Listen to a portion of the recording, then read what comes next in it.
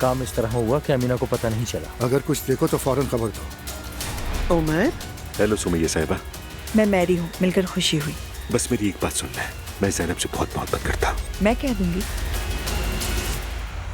हमें फौरन घर जाना होगा। क्या हुआ? सर वो अमीना एलिफ के दूध की बोतल में कुछ डाल रही थी। दुआ जान, सब कुछ बहुत अच्छा था। खुदा इसकी उम्र लंबी करे।